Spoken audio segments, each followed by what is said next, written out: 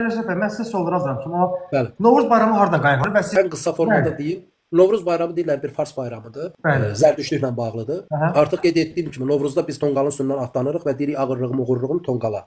Bəli. Zərdüştlük isə o da yaxınlaşmaq olmaz. Ona yalnız kahinlər yaxınlaşa bilər, onlar da ağzını bağlayaraq yaxınlaşır. İndi görün, Zərdüştlüyün ocağa baxmağı ilə bizim Novruzda olan ocağa baxma təfəkkürümüz eynidir. Təbii ki, yox. Demək ki, bu Zərdüştlüklə bağlı deyil. Farsla bağlıdır. Niyə deyirlər ki, bu Novruz sözündən formalaşıb? Novruz dilində də olan Novis sözünün köküdür. Ruzdakı gün deməkdir. Novruz yeni gün deməkdir. Və mən də xatırladım ki, biz 1926-cı ildə Sovet Türkoloji Qurultayı keçirdi və bütün Türk dünyasında olan türkoloqları ora çağırdı. Və Sovet coğrafiyasında olan bütün türkoloqlar daha sonra öldürüldü, qalanı da repressiya olundu. 1937-ci ilə qədər həmin Türkoloji Qurultayda olan heç kim sağ qalmadı. Və onun üzərinə bizə bildiyimiz Alban tarixi yazıldı, Atropatena tarixi yazıldı. Eyni ilə Azərbaycan dil qaydaları həmin dövrdə müəyyənləşdirildi. Həmin müəyyənləşdirilmədə də bizə deyildi ki, Novruz yazın. İndi mən də deyirəm bizim dialektdə o Novruz olaraq, Novruz deyil, Novruzdur. Düz? Novruz deyirsiniz, Novruz deyirsiniz deyənlər. Biz onun Novruz kimi yazası olsaq orada V axtarası deyildik. Biz amma artıq oxuyanda orada Novruz oxuduğumuzdan, deyir ya burada bir Nov var, bir Ruz var. Aydın da əzizlərim. Mən də deyirəm ki, o Novruzdur, o da nar və işıq isti kökünün birləşməsindən Novruzdur. Necə ki, gün sözünün sonuna is sözünü əlavə etmişik, işıq isti sözünün kökündə olanı günəş eləmişik. Eyni ilə də nar sözünün sonuna işıq isti sözünün kökündə olan isi əlavə edib Novruz eləmişik. Və bizim dilimizdə eyni qoraz, yenidən qorun isinməsi və Novruz günəşin, narın isinməsi və bizim əski türk dilində nar günəş deməkdir, Monqol dilində günəş deməkdir, ərəb dilində nur. Nar eyni köklü, isti deməkdir. Və deyirlər ki, yox, bu fars dilindən götürülür. Bunun Göbəkli təpədən üzü günümüzə gəldiyini görürük. Göbəkli təpədə olan ay, günəş, ortasında nöqtə olan simvolun Novruz xonçasında davam etdiyini görürük. Həmin şəkərbura qoğal paxlavanın farslarda olmadığını, ümumiyyətlə dünyada heç bir millətdə olmadığını görürük. Və mənim nəsil xalçam var, yaşı 100 yaşdan artıqdır. Orada aşağı mı, yuxarı mı formasında olan damğalar var ki, eynisi Göbəkli təpədə var, eynisi. Və həmin xalçanın da üstündə 1000 dənə simvol yoxdur ki, deyəsən 1000 simvol var, birini tutturmusan. Fikrim aydındır. Həmin xalçada ortada 2 dənə böyük xonça var. Eyni ilə necə Göbəkli təpədə 2 dənə T sütunu var və onun dairəsində həmin yuxarı aşağı M simvolu ilə sıralanır. Və mənim nənəm ona artıq qeyd etdiyim kimi pirəvə nar nənə deyir. Mənasını bilmir və həmin xalçanın da rəngi qırmızıdır. Və yenə deyirəm, Göbəkli təpədə 1996-da qazılmağa başlayıb. Yəni mənim o xalçada olan simvolları mənim nənəm, əcdadlarım toxuyanda Göbəkli təpədə nə dünyanın xəbəri var idi, nə mənim nənəmin, nənələrimin. Və o xalça göydən düşməyib. Davamlı olaraq gəlib. Bir də Rəşad bəy, Nardoğan bayramı haqqında qısa bir şəkildə zəhmət olmasa. Nardoğan demək, nar artıq qeyd etdiyim kimi türk dilində günəş mənasına gəlir, isti mənasına gəlir. Nardoğan günəşin doğmasıdır. Dekabrın 21-25-də ən uzun gecə bitir. Ondan sonra xalq günəşin doğmağını ifadə edən bir bayram keçirir. Və biz Ruslarda olan yolka ağacını görürük. Həmin yolka yol ək sözündən olub. Yel indi də işlədirik, küləyin sinonim olan sözdür. Qədim türk dilində çoğun, qış mənasında da işlənib. Həmin yel sözünü biz Skandinaviyada yel bayramı, yul bayramı olaraq, yul tonqalı olaraq qarşımıza çıxdığını görürük. Və səməni sözü su ama sözündən formalaşıb. Su ama sözündən həm şam sözü var, həm səməni. Şam nədir? Yaşıl ağacdır. Aha. Düzəltdiyimiz buğdaya da səməni deyirik. Aydındırmı? Lakin daha sonra Sibir alaya gedən türklər burada səməni düzəldə bilmədiyinə görə və oradakı iqlim onlara əkinçiliklə məşğul olmadığına görə onlar burada yelək ağacı və ya küknar ağacı və ya şam deyib, yaşıl ağaca. Və yələkin izahını verdik, şam sözünün izahını verdik və bir də biz dilimizdə göyərti dediyimiz söz var yaşıllıq mənasında, yaşıl bitkilər mənasında. Köknar, güknar sözündən küknar ağacını eyni adla dediyini görürük. Yəni biz necə ki Novruzda xonça bəzirik, orada isə demək şam, yolka, küknar ağacı bəzənməsi hadisəsi bizim qarşımıza çıxır. Çox təəssüf ki bizim tədqiqatçılar, tarixçilər deyir ki, ola bilsin ki türklər Novruzu Səlcuqlu ilə tanıyıb, kimlər vasitəsilə Səlcuqlular gəlib Farsıdan tanıyıb.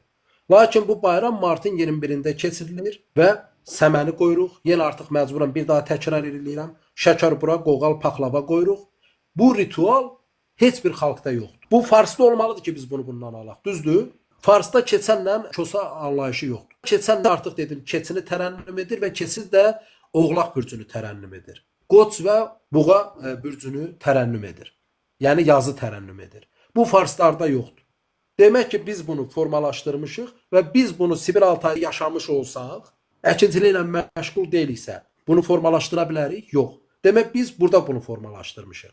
Və dolayısıyla demək türklər bir Nardoğan bayramı keçirib dekabrın 21-i 25-də, bir də martın 21-də Navruz, Yeni Qoraz bayramı keçirib. Daha sonra bunu 1926-cı ildə qərəzli formada Novruz olaraq bizim dil qrammatikamıza əlavə ediblər və biz oxuyanda orada iki söz axtarırıq. Nov və Rus. Əslində isə biz bunu elə dilimizdə Novruz deyirik, düzdür? Doğru, bəli. Dediyimiz kimi də yazası olsaq orada v yoxdur. Bizim boynumuza qoyurlar, yox, bu Farsdan gəlmədi. Yox, sən bunu Farsdan almısan. Farsda bunu deyəsi olsa Ruziya Nov deməlidir. Novruzla bağlı sual verəcəm. Novruzda deyilir ki, o oddan içindən tutulanı deyir ki, ağırlığım, uğurluğum odda qalsın. Yəni bunun açıqlamasını zəhmət olmasa, burada bu kəlmə nəyi ifadə edir, nəyi bildirir? Ümumiyyətlə tonqalın üstündən tullanmaq da elə özü də nəyi ifadə edir bu? Aydındır. Demək türklərdə bir ocaq kültürü olub. Ocaq kültürü deyəndə bu otpərəstlikdən və zərdüştlükdən fərqli bir kültürdür.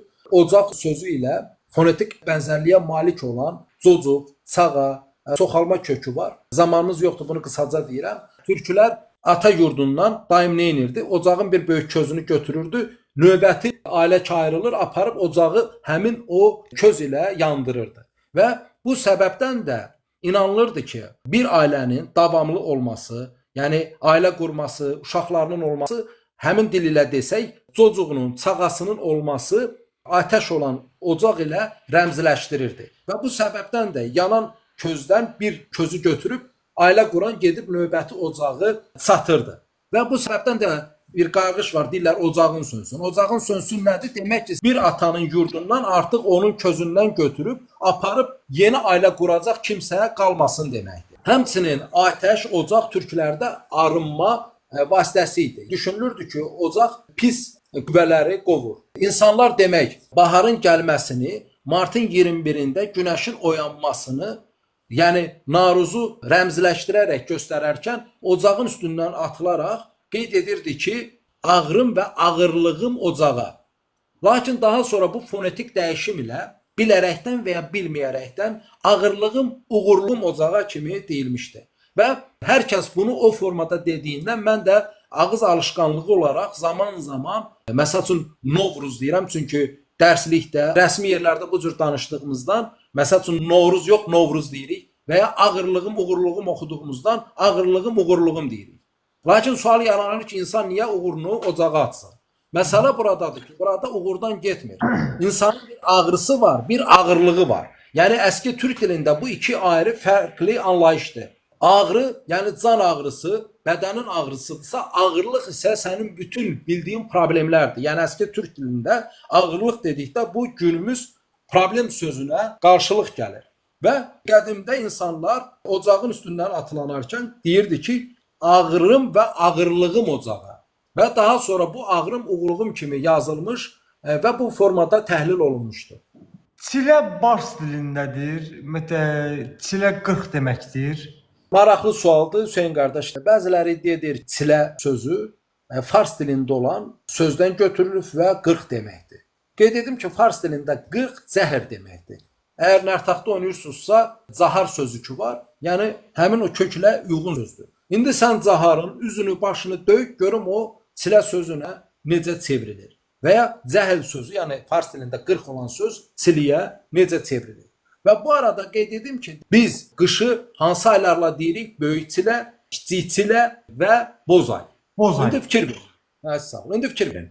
Böyük çilə deyəndə, əgər bu çilə 40-dırsa, böyük çilə nədir? Böyük çilə elə türklərdə 40 gündür.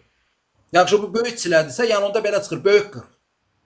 Növbəti ay 20 gün olur. Buna da deyirlər türklər kiçik çilə. Nə olur? Bu da olur kiçik 40. Məntiqə uyğun gəlir. Yəni yenə deyirəm də hər şeyi farslaşdırmaqla deyil. Və növbəti də boz aydır. Bir fikir verin. Demək burada bir məntiq var və bu məntiqə əsasən türklər deyir ki, bir böyük çilə var.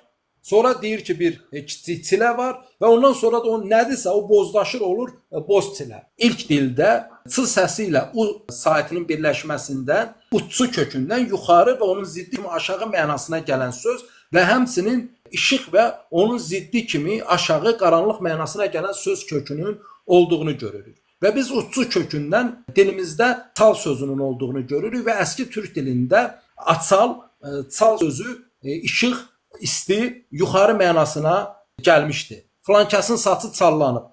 Məsəl üçün mənim saçım çallanıb, yəni ağarıb. Yəni qədim dildə isti, işıq, ağ sözləri biri-birini xarakteri olan sözlərdir. İndi dil təhlilini danışmırıq. Yəni bax o çal sözü həm yuxarını bildirir, həm işığı bildirir. Və onun ziddi kimi olan çal sözündən bizim dilimizdə çöl sözü var. Yəni düz, aşağı mənasını bildirir və eyni ilə çil sözü qara və ya qış mənasına gəlir. Əski türk dilində demək çil sözü qış mənasında da işlənib və tünd, aşağı və ya tünd mənasında işlənib. Məsəl üçün ləkəli toyuğa nə deyirlər? Çil-çil toyuq. Və bir insanın üzündə ləkələr olanda nə deyirsən? Çil-çil. Və bu çil nədir? Demək yuxarının aşağısıdır. Qısaca deyim, məsəl üçün qor sözü əski türk dilində həm yuxarını bildirir, həm işığı bildirir. O qor sözündən ziddi kimi aşağını bildirən quru sözü var və həmçinin işıqsızlıq mənasına gələn qara sözü var. Aydındırmı? Və qor sözü hansı ki qəlbimə qor düşdü sözünün kökündə olan, hansı ki xoruz sözünün kökü olan. Bax qor sözü, ukur, qor sözü yuxarını bildirir. Onun ziddi mənasında quru sözü aşağını bildirir.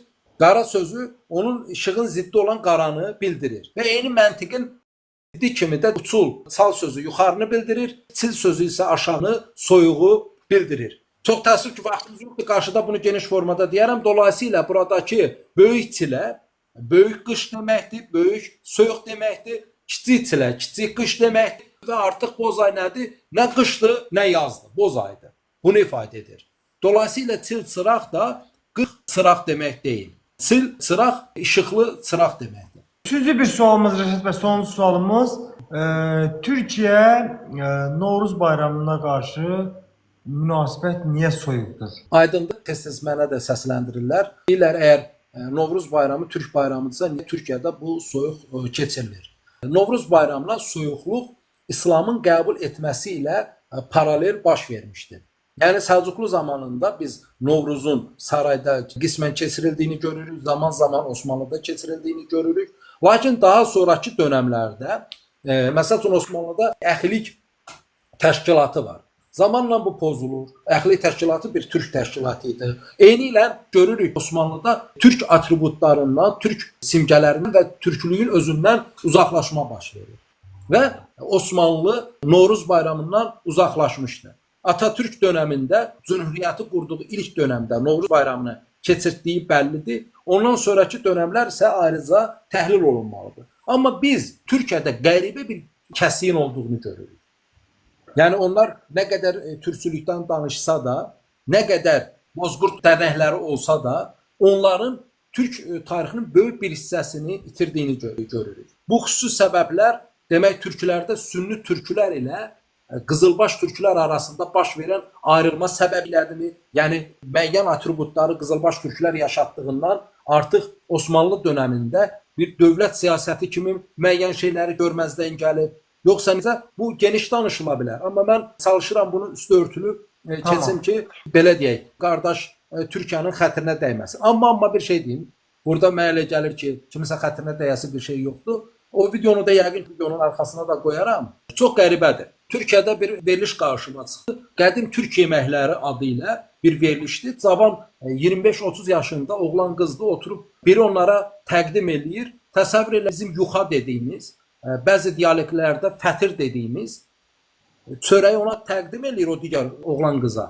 Təsəvvür elə bunlar yuxanın nə olduğunu bilmir. Bugün Azərbaycanın istənilən rayonuna gedəsi olsan, həmin yuxanın bişirildiyini, quru halında üst-üstə yığılıb saxlandığını, sonra su çilənərək yumşaldılıb yeyildiyi bəllidir.